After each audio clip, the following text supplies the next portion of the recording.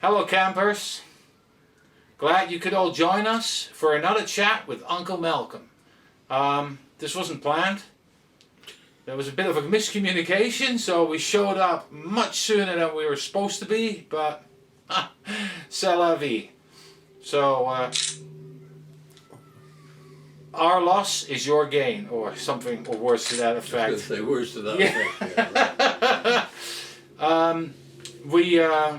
We talked 2 weeks ago. It's good. I took 4 bags of materials back with me. I've done almost three of them, and a lot of stuff. And there was one thing that really stood out for me. Although I found a few bits for myself that were interesting. I'll hopefully get back to that in a mo. But what really stood out for me was a person that we've not discussed all this time yet, from the New Orleans era, and that's Thomas Edward Beckham. And what was surprising to me was the amount. There was a stack of riff sheets, about 8. All right. And bring out the Ritalin. Shut the window. Start again because this is ridiculous. Hold on. Oh, he's gone. See? Maybe. Yeah. Yeah. Okay. Here we go again. Right. 5, 4, 3, 2, 1. Click. Hello campers. Thank you for joining us one more time. We hadn't planned this, but it happens anyway. 2 weeks ago we were here and had two 1-hour chats, which of course you've seen. And we were meant to come back here early November, but here we are, around the 20th or so of October. So I took 4 bags back with me. I've managed to scan in 3, and one of the things that really stood out for me in those bags was Thomas Edward Beckham. Not so much about who he is or what he's done, but more of the fact that there was a stack of riff sheets in there, about 8 to 10, and there's not a trace of any of these files online. And I'm talking like, put the riff numbers into Google and they won't show up for nothing. Why are these files all hidden from Thomas Edward Beckham? What's the big secret? I don't know. I think this is a long time ago when I obviously looked at the stuff in our House Select Committee on Assassination files, in the numbered files. My recall was one of the investigators was Robert Buras, and I can't remember the name of the second investigator, down in New Orleans, and they really wanted to do more with Beckham because they felt there was a lot of interesting material there relevant to the assassination. But for some reason the instruction from on high, and one can only think it came down from G. Robert Blakey, was that they'd done quite enough, and it wasn't considered to be material to the House Select Committee investigation. So they were closed down. Within the remit of the investigation? Yeah, it wasn't within the remit, yeah. So, but it's interesting that you found that a lot of these riffs don't exist. Yeah, it's just no trace. No trace of It's it. blank. The Right. only thing you get is a calculation from Google. So for those that don't know, riff numbers are 13 numbers, 3 numbers, a dash, 5 numbers, a dash, and then another 5 numbers. Google, because it's a dash, it's a minus sign. Google will give you a number like minus 20,000 and change as such. If you have a document that is absolutely nothing online, then that's what you get. And underneath, it's all blank. Sometimes these riff numbers are mentioned in the Federal Register, and then if you go one step further, then they'll probably be visible and published already by, say, Mary Farrell, the Black Vault, or the National Archives as such. Those are the 3 main things. I find it, the fact that the investigation was shut down, that's one thing, but that these riffs aren't available because the documentation is there, yeah. And I just think you probably would have to go to some of Joe Mallon's work because she was so au fait with the New Orleans investigation that, and she interviewed Bob Burras certainly on many occasions. I think I knew him well personally, so right. I think that's where you would have to go for more information on Thomas Edward Beckham. I might just do that. The only thing, I mean, the people that look at the Garrison investigation, they talk about, Beckham as being one of the witnesses that Garrison was looking at. They all use the same terminology. The critics, they talk him a congenital liar. The guy could, didn't know the meaning of the word truth. So it's kind of tricky there. It's kind of tricky. But I think if you did do a bit of digging, I think Joan certainly did most of the work with Beckham. She spent a lot of time on that aspect with someone she felt was definitely a credible investigator in Robert Burras. So, to be continued. If you want to have a dig there. I might just, because I just, so when I go by scanning your collection, and it's every time it's like, well, it's always evenly spread. It doesn't matter what agency, there is documentation missing and so forth. But then when I just look all of a sudden at a set of riffs together, and it's all Beckham related, and it's all gone. There's like no trace. I mean, those riff sheets are the only trace to show that there is documentation on Thomas Edward Beckham. And other than that, there's absolutely nothing. Well, maybe some researcher might have them at home and never made mention of it on a forum or in Google Books or, anything that could be online or where the riff number could be mentioned as such. But there's absolutely nothing, zilch, nada. This is where we need to have a total release of the document register, which is, I think we've talked about it before, there are 3 grade file boxes, which were heavily redacted, and for some reason, I mean, we're talking page after page after page of incoming and outgoing documents relating to every single contact the House Select Committee on Assassinations had. When some of these people are looking for documents, this is stuff we need to get released, because we haven't got the true index, a true picture of what we're supposed to be looking at.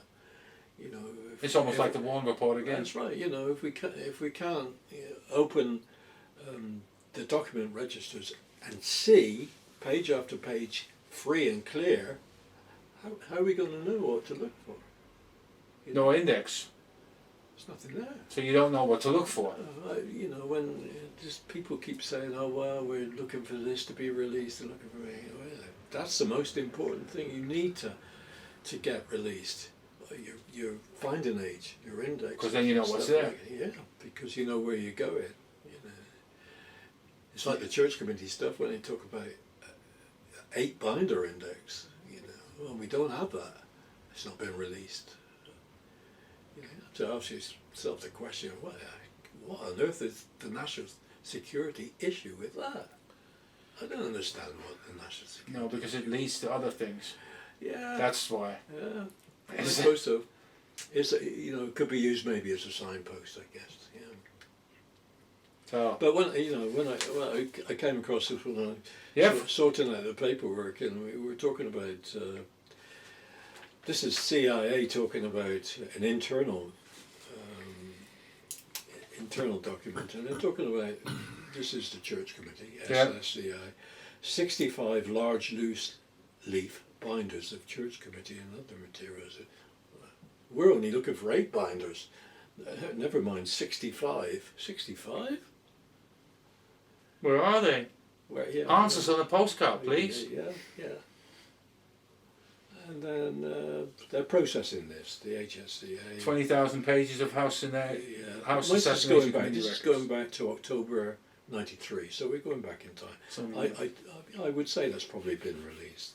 This one, 600 tapes of interviews from the Warren Commission. 600. I've never seen that on any documentation I've seen from NARA, and well, you must know in the collection there's various finding aids of NARA. So, 600 tapes of interviews? Where are these things? Those are all the interview tapes, of course, from all the depositions and so forth. I mean, I had this with.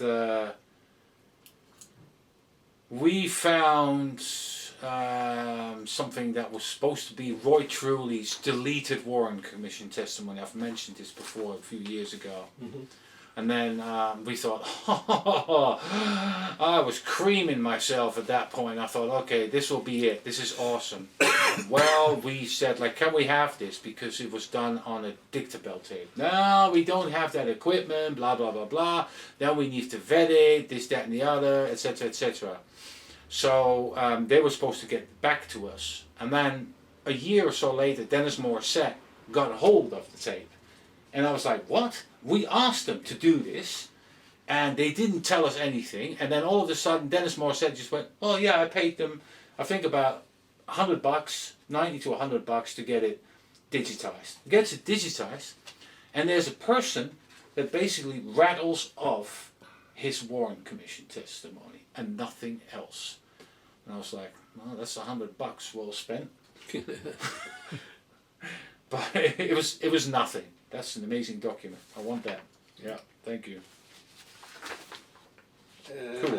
And the other thing I come with, I'm looking at my handwritten notes here. Oh yeah, Graciana. Graciana's,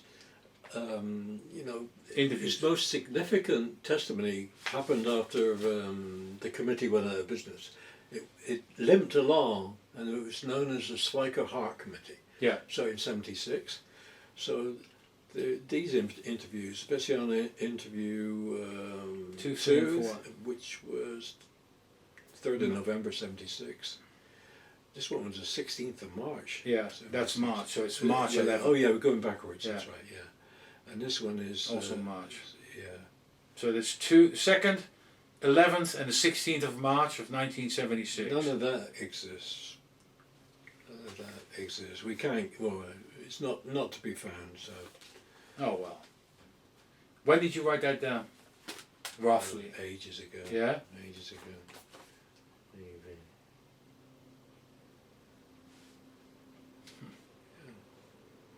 From the Schweiger Committee. Yeah. Well, Joe, find them. Yeah, this one actually goes into it. You see, you remember the Hart-Schweiker files being separate from the remainder of the Church Committee files.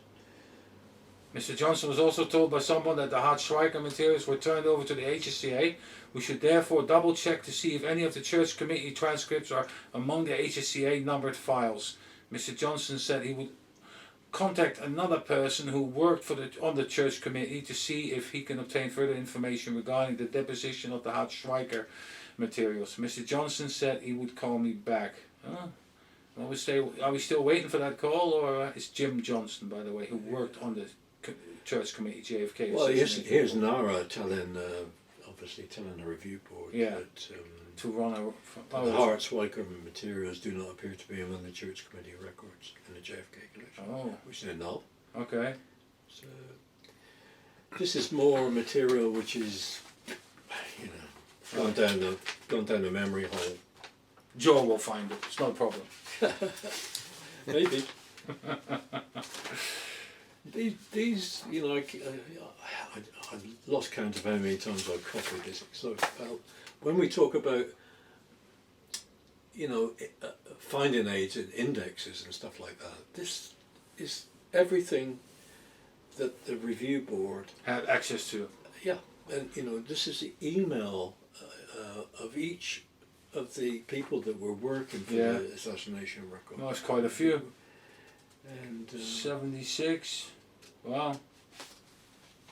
And further. Right. This is interesting. It is interesting because... Yeah, host the interview. Well, okay. Garrison. Yeah, there's loads there. Oh goodness, more than 200 already. I love that. Lotus database. Remember that? I think I got in touch with Rex at one time, Rex Bradford. Yeah. And we talked about this. What did he say? I think at one stage, must have been in the 2017 releases, I think. They must have released this, but in almost totally redacted. In other words... This list? Not the list, Right. but the actual contents. Okay. Okay. I think Rex said it just went on and on and on forever. It was just like, you know. So in effect, this stuff must exist. Yeah, of course. But the releasing it, these email bases and all these personalities, it's being released in heavily redacted form. I guess the excuse is going to be NBR, you know, but if they're supposed to release NBR, they should release that. NBR's not believed relevant. Yeah.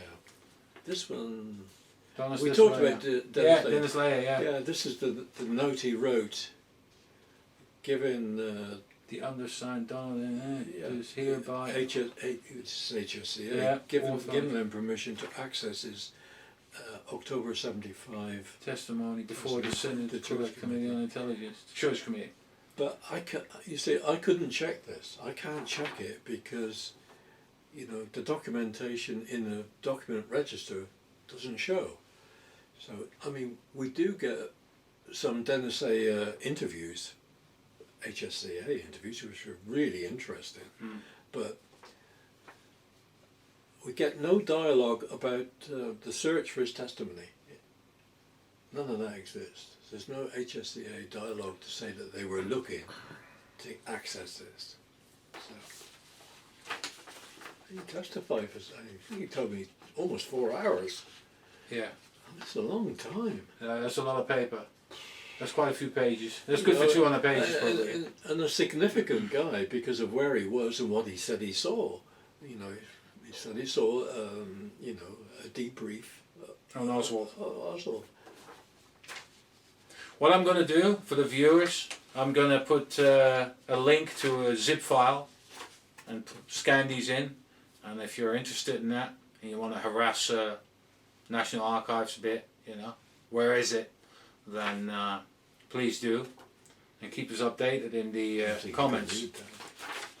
What's this? The operational approval? Yeah, it's technical stuff. This was always a subject of some interest to people that knew about various things. That's to Jeremy Gunn. Yeah, and it's from Carolyn Carpenter, who was...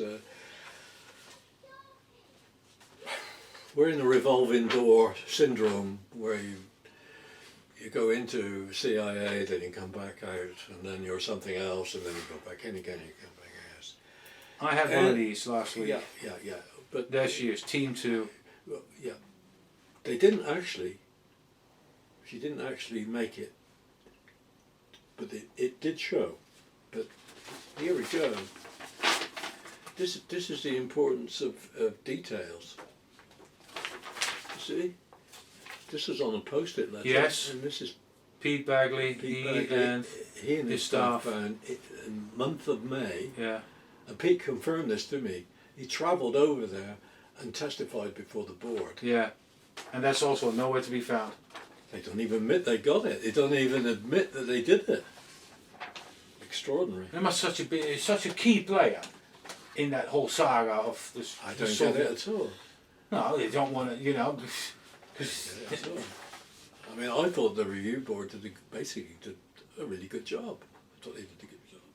But I don't understand why there doesn't seem to be any record. So if I'd asked Thomas Summerlook, would he know? Maybe. Maybe Jeremy Gunn can confirm whether or not Pete Bagley testified before the review board. Kicking it in Morocco for quite some time already. But I know that I know someone who's spoken to Thomas Summerlook not too long ago. So I might just try and do that and find out. And these were ones Records. destroyed by DSNT, Department of well, it was the Technical Services Right. Division, and it was DSNT changed to Department of Science and Technology. But you see where this stuff just gets destroyed and they lose it. Inadvertently. Well, they do have what they call a records control schedule, whereby Yeah, all that you know, paperwork. there are guidelines which they use, which are That is after they've already burned everything that should have been burned Well, right they- there at the end of the they can- day. well, We've got a secondary they process. can justify the burning because they've got rules and regulations. Yeah, that's right. Of course. Wow. Wow. I was, you know, this is, I keep things and I think, well, this is really interesting because Brucey, our friend's here on this one, Bruce Soley. And I know when I remember looking through the files, and there was an awful lot of stuff with Soley's name on. He seemed to be a really busy guy. Oh, Clay Shaw. Okay. Not just with Nosenko and other things, but certainly closely monitoring Jim Garrison. Right. And this is Yeah. this is Peter, can you check a riff for me, please? Okay. 104 dash 104 dash 10300 dash 10327. 7. Yep. It's a riff, is it? Yeah.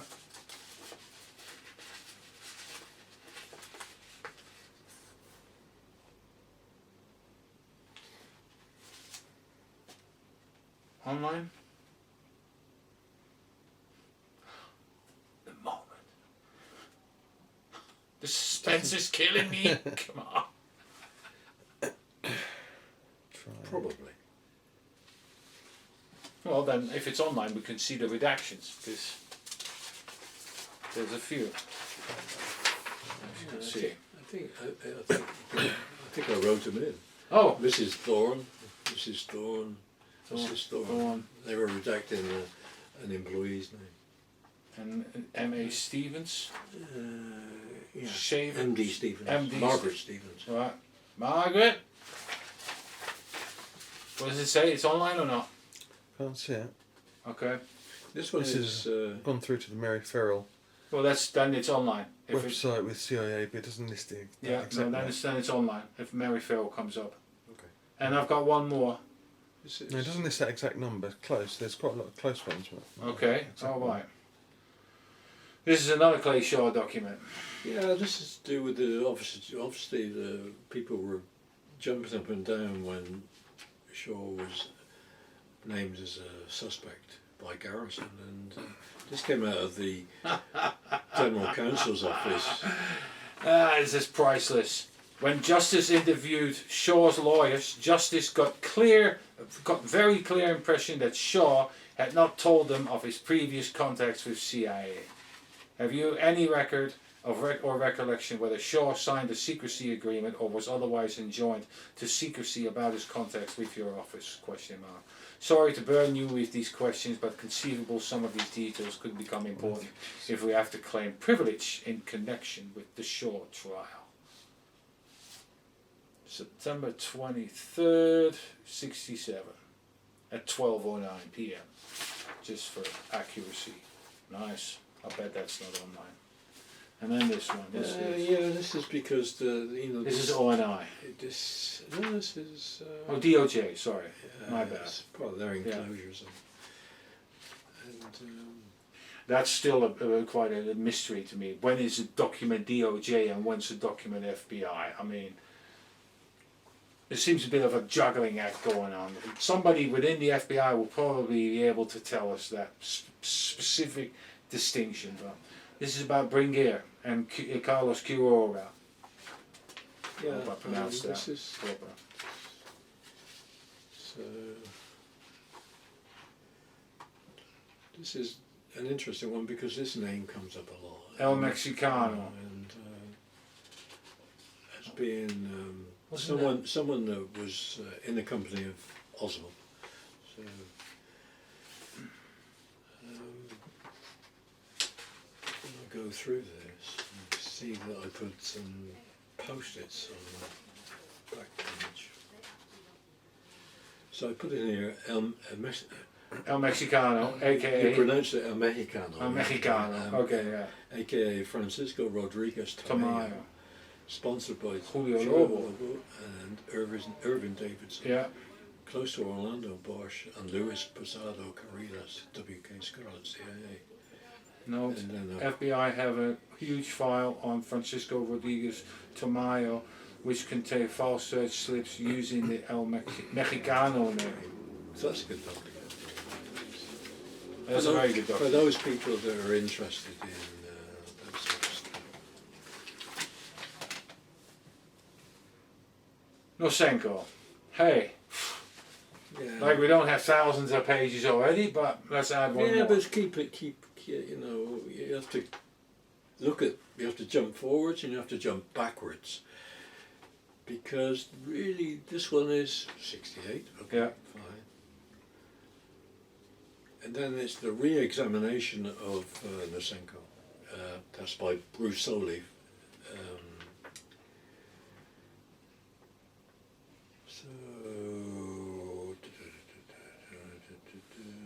So he goes in 9 new cases, blah blah blah, and all the rest of it. Rufus Taylor now says, I am now convinced that there is no reason to conclude that Nosenko is other than what he has claimed to be. That he has not knowingly And willfully withheld information from us. that there is no No conflict conflict. between what we have learned from him and what we learned from other defectors or informers that will cast any doubts on his bona fides. And we find that the magic name at the bottom, Vice Admiral Rufus Taylor, who was Deputy Director of CIA at one stage, I think. You go back to 1959, post-defection. We got our friend Fred Reeves, San Diego, the person that calls Fred Reeves to investigate the Oswald defection. Admiral Taylor, Rufus Taylor. So these people keep showing up again. It's a bit like when we look at the Watergate, you find these Cubans keep turning up. These, you know, there's like a continuity going on. And this happens with Taylor. Taylor is the guy that is pushing for Bruce Soley to be to look at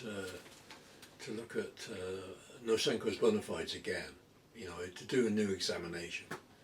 So he spends a year with Yuri Nosenko, playing pool, smoking stogies and supping whiskey, whatever, and feeding him the answers basically to the questions. And this guy's right in the middle of all this.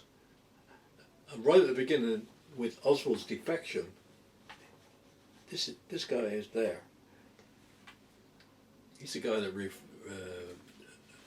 requests, an investigation into all. I mean, when I hear Taylor, I always think Maxwell Taylor. Yeah. Yeah. I bet they're not related, I suppose. Don't think so. Yeah. But all of a sudden, It's this guy. a common name, isn't it, Taylor? Yeah. Really? Hmm. But Fred Reeves, he obviously, when he got Rear Admiral Taylor on the telephone, he jumped very high and started to do his investigation down there. And Bill Kelly has done some great work. Yeah. because Oh, he, nice. One he of his found, fortes. Yeah. he found corroboration for Fred Reeves. He found a guy that absolutely corroborated the Oswald investigation by O&I in '59, which they always denied, never happened, they said. So, more deep sixth material. Gone down the memory hole. There we go. You gotta laugh.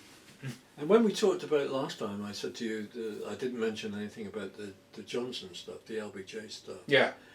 I looked at this again because I came across online, there was some work done by a guy at The Intercept. It's an online magazine. Yeah. Online Yeah. Intercept. And he did quite a good article, it seemed, which looked like a cooperative effort with the LBJ Library. What they talk about is they talk about the first bit. They talk about I think it's here.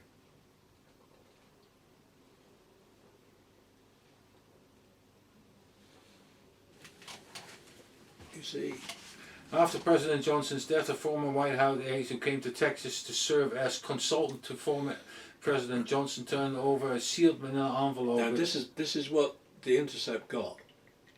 Yeah. This is what they published. They got it a number of years ago. Right. All right. What's missing? I'll tell you what's missing. It's cartons of material. 8 cartons of material. 8 sealed. These are big. These are like 8 cartons. There's no mention in this guy's Intercept article online about 8 cartons. You should have said this. And they were due to be released in June or July this year. So this is also church committee. Yeah. So it was a signed statement that it included materials in which former President Johnson's judgment were of a sensitive nature and which should be handled as a matter of national security. These materials, the statement said, had been committed by Mr. Johnson to the aide's personal care with instructions that if they were still in his care at the time of Mr. Johnson's death, they should be consigned to the library under conditions the aides judged to be appropriate accordingly. The statement presented the recommendation that the papers be kept sealed for 50 years. So we get Where do the 50 years, when do they start? Do they start? 1973. Right, so that's this year. Yeah. Ooh. So the summer of 2023, we should have the 8 cartons released, but we haven't. We haven't got. Has 8 anyone cartons approached the Johnson Library? released. Well, this guy from the Intercept magazine obviously brought the subject up at some time. Where he got the information, I don't know. But then it seems to me that like we get a limited hangout. They said, "Oh yeah, well we got 1 envelope." You know, which they released, which is something to do with Richard Nixon and surveillance and, you know, surveillance of American citizens and stuff like that, you know. Yeah, but this is pretty big. But the 8 cartons Yeah. don't get mentioned. And they clearly should have been released this year. 8 cartons, FRC cartons, big, you know, whopping great things. So that's an important thing. The plot thickens. But National Archives and You see- Records Service you see, withdrawal sheet, okay? yeah, I always think these are really fascinating things. Yeah, and there's a lot more of them. Who grabs what? The Hoover Torchland case. This is all restricted. I copied your set in from the HSCA of the people that go in and sign out sheet for Yeah, stuff, yeah. and Dan Hardway was in there and all, Yeah, yeah. and quite a few of them. But you see, you know, this stuff is. All right, Garrison case, okay. So there you go. You get. I mean, this is just an example. I mean, there are pages and pages and pages. The White House interest in the Garrison case under Johnson was absolutely immense, and this stuff is not being released. Oh yeah. All So these, you know. Hoover to all- Watson regarding Clay Shaw, Yeah. regarding kerosene investigation. This 1, is 2, really 3, important. 4, 5, Really important 6, material. 7, 8. Wow. This is the sort of thing. I despair when I keep hearing about what are we going to ask for. You know, we should ask for this. We should ask for that. You know, you're just not doing your homework. That's my opinion. This is a dupe of that. Yeah. This is a dupe. Where's that come from, by the way? Making dupes all the time. I mean, now certain files I've got probably up to half a dozen copies of. I mean, while I went through your collection as such, oh right, yeah, I remember this, or Like the one about the Warren Commission testimonies and the gold ticket with the what's it called? This the number that you can go to the archives and the 67 stuff that when in 67 was sent to the to Nara from Dallas to Nara, and then you got the accession number or what do you call it again? And you said the accession number. yeah, and it's the gold ticket. Well, I found at least 6 copies of that spread out Right, so over your archive. I think I've even got a copy here. I'm always scared I'm going to lose it, you know, because it nails Nara that 4 boxes for, funny enough, Record Centre cartons, the big boxes, of unedited depositions came up from the U.S. Attorney's office in Dallas. You know, they sent it up. This. Well, that's unbelievable anyway. But So this box 374 is very important by the looks of it. SSCI box 374 here as well and here. That's quite an important box. yeah. And the folder, you marked it as well. Oh, that's good to know. I might just email Nara and just throw it at them and see what they come up with. Well, no, this Dump would the be ball the in LBJ library, Yeah, alright. because they sent up 93 boxes of material, and that was in the 93 boxes they sent up to Nara. So they're not responsible for that. Well, I think they need to get with the program, especially with the times that we're in. They should digitize all this stuff, and people would just let them plow through it by themselves, you know. Because I'll tell you what, there would be an alleviation of the burden of all these employees that have to go up and down all the time to get all this stuff out. And if they just basically just put all that stuff online on a nice fat server, you know, then people can just trawl through it. Hopefully we'll get, I'm going to experience that in my lifetime. That'd be nice. And be able to use some artificial intelligence. But then again, that would be too fast for their liking. To find I always, you know, get concerns about that. You know, the digitization process. Why? Because it's a period you could let documents, inconvenient documents, slip through the net. You could, you know. Yeah. That's these here. You know, if you want these were documents that All these boxes? are documents I always thought were very important documents. So This never ends. I multiple copies of them.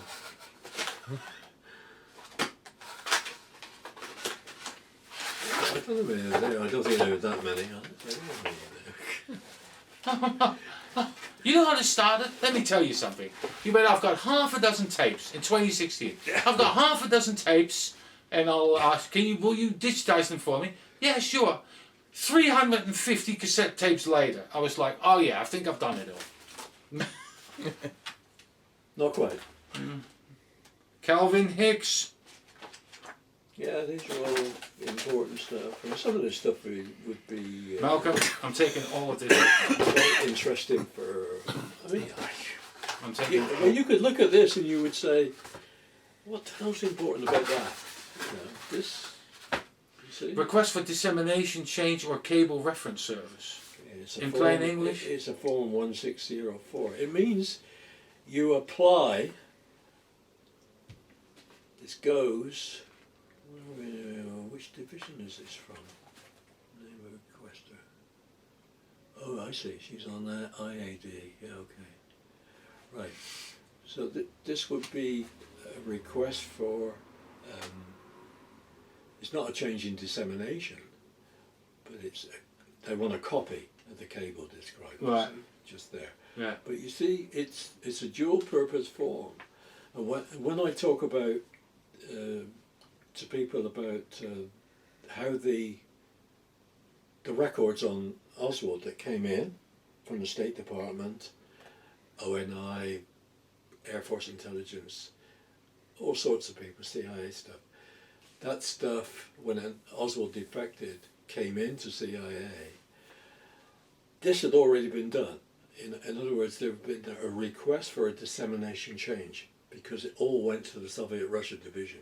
It never went to the Soviet Russia division. It just went to the Office of Security. So to do that, they would have to, even the security office would have to do this. They would have to fill in a form. 1604.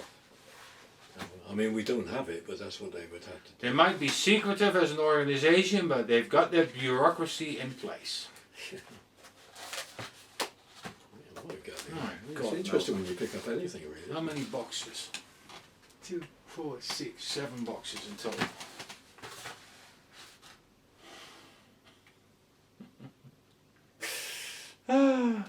And there I was in May, and he went, it's only one box. Here's one here, which is like the house that community talked to this guy down in here. Delsa. No, to Mr. Sullivan, who worked in the Louisiana Unemployment Security Office. Mr. German deceased was the head of records for the Louisiana Unemployment Security Office in November '63. In that month, Mr. Messina all of the records over to either the FBI or the Secret Service, and they have never been returned. Sullivan said that he knows there were no copies made by them and there are no order records on hand. So this is Oswald records. Oswald records. Is it? I think I've read that. Yeah. I mean, you're going to find some of this stuff that's probably there. He's gibberish. Yeah. Just another lot of this. I have to go through that and check them. I have to check the riffs anyway. So, and then when it is online, most of the time I feed the date into our online archive, and most of the time, if there's a duplicate, it will show up because I've been dating everything as far as is possible. Okay, my goodness. It's really interesting. When I look at them again, they're really interesting. But I'm not sure whether anybody looks at documents properly these days. I mean, I do to an extent. I mean, you can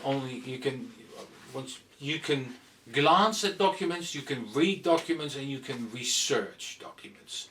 There's 3 levels of it, and I have to say that I've done all 3 levels, but because my interest is mostly the DPD and what's related to what happened on Dealey Plaza and Oswald. But I mean, I've read and seen a lot of stuff that is agency related, and you're glancing, oh yeah, that's interesting, and then also your annotations are not, that's what always draws me, and it says liar or things like that.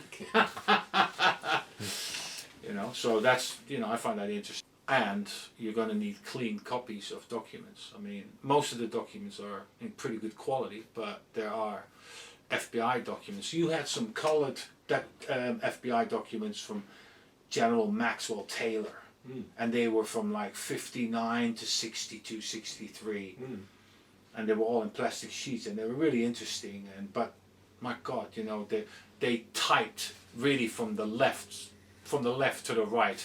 Then you've got all the scribbles, and then you've got Hoover's notes in the bottom right corner, and then you've got the the initials of all the people that really interesting. Yeah, that's a story by itself. Just who looked at the document and who said what. And now that I've learned how Hoover writes, so the second I see a document and I go, oh, that's Hoover, know right away, like such. Unless it's faked, of course. Think about that. They're conspiracy theorists. Yeah, right. See, when I wrote there, I think we've got somewhere, Tom Mangold. Oh yeah. Yeah, I mean.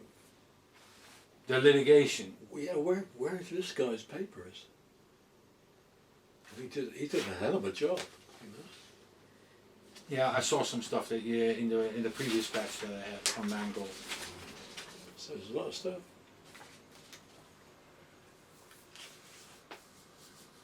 A lot of stuff.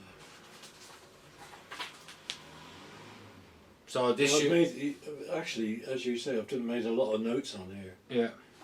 So that should help people. Yes, it draws your attention to it. I mean, even if you make like asterisks and things like that and go, yeah, that's important. Pay attention to this. It's no different than having a highlighter, but There's a lot of material. 7 boxes of it. Who's going to scan all This that is- in? This is. I don't know which is this. No, it's probably not on this one. Is it? This one is OLC Daily Log. So December 2nd, 1976. That's the Office of Legislative Counsel. right. This is to do with obviously the investigation that was going on post church committee, the Swiker Hart committee, and this guy was Tom Moore. Hmm. He was really digging into stuff on two people, Damarin Schultz and Antonio Veciano. Oh, So, he had his handful. so here's problems with Damarin Schultz files. And, I'll give that to Nancy. one of the things that came up was that Moore was looking at CIA turned over allegedly their files on Veciano.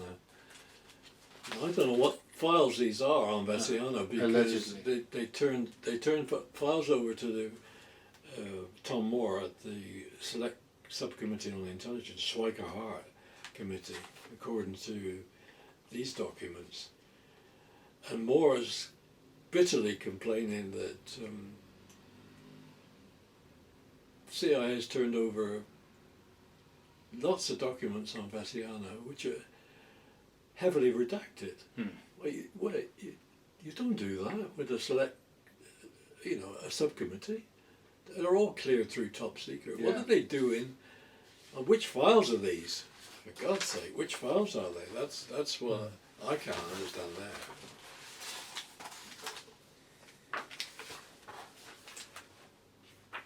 So there's a lot of stuff in there which, Archive of Harry Livingston, JFK case. Really?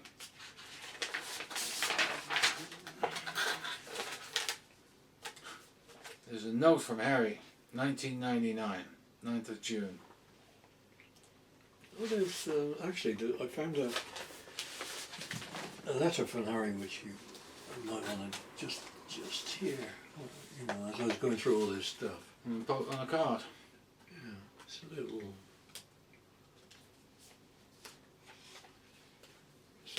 Right. So you might want to. Scan and decipher that. Yeah. This is 2003. Okay. I know Clayton would probably like that because he's trying to sort of do as much as he can with it.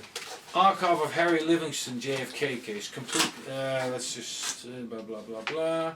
Complete set of beautifully bound book copies of the HSCA books, which includes 12 volumes on the JFK case, 13 volumes on the MLK, the report, and 2 unbound volumes of legislative proposals.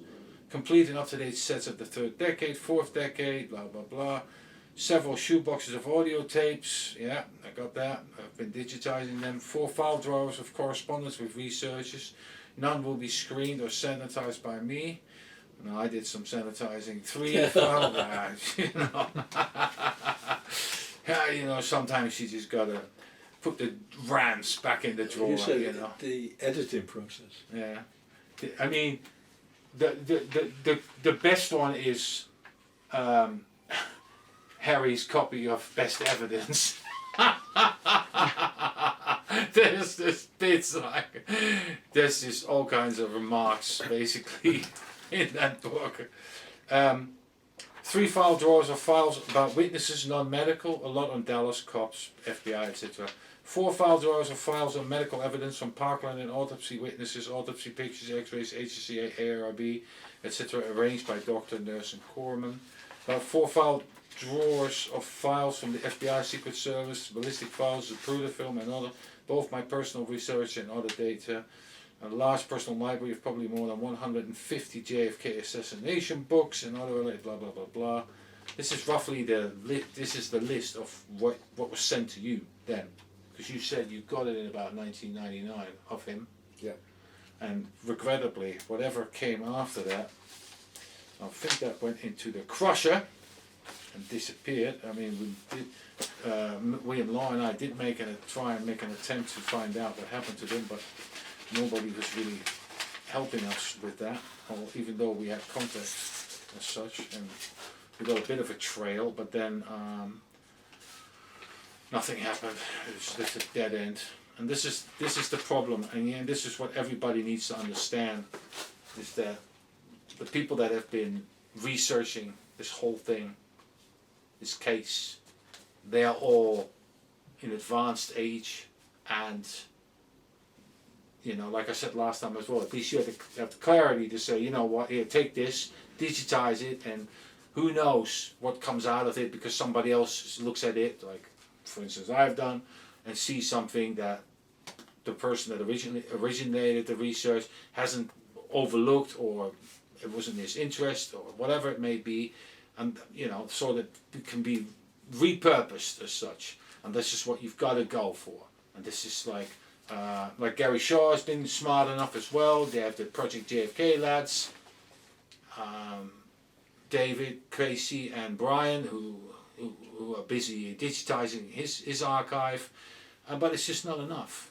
And I know this is really tiresome and boring and a thankless task. I'll tell you now, it's thankless, because most people will just grab the info and walk away with it. But it's got to be done. I mean, if you want to research something, I mean, how many books do you need to read about this thing? I mean, I see people online go, oh, I've read 150 books. Here, grab the gun and do that. Because, in all honesty, if you read 150, you've basically read the same thing over and over. The only thing you can basically find new things and interesting things to add on is look in the researchers' files. And then, you know what, sometimes you got to read 20 or 120 pages and find one paragraph, but that paragraph is a whopper of biblical and epic proportions as such. Mm-hmm. And that's the effort it takes to find. And again, this is where artificial intelligence can come in. Now I understand if you're in an advanced age, but there are younger people who have the ability and then can do that. So, work on it. Malcolm, this is great stuff. More stuff. More. Did I give you that press cut-in just now? The what? It was a press cut-in by Kenny O'Donnell, which I thought was quite important. Or is it in Lancaster? No, it's not in this pile.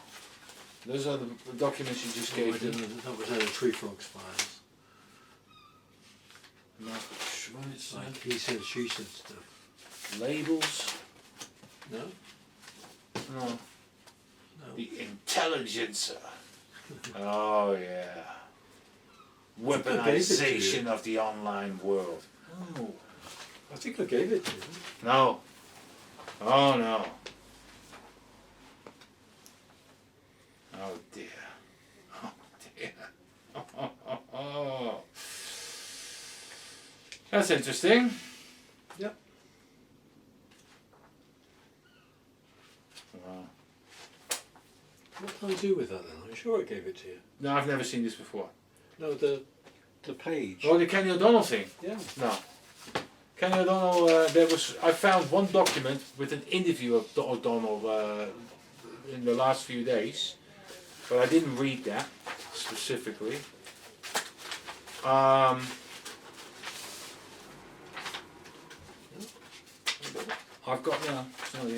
got to say, Malcolm, it's really, really interesting material. Really, really good.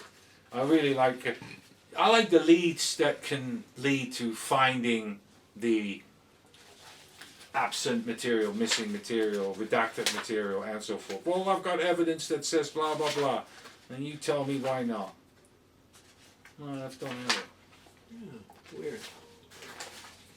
Well, I'm going to put this in this box here, so once you're done with that. Didn't mix them up, did it? No, that's alright. Obviously didn't. Most interesting is, oh my goodness, I'm taking back more than I actually dropped off here. Wouldn't be the I would first. say surprise, Wouldn't be the surprise. first time, but Surprise, surprise.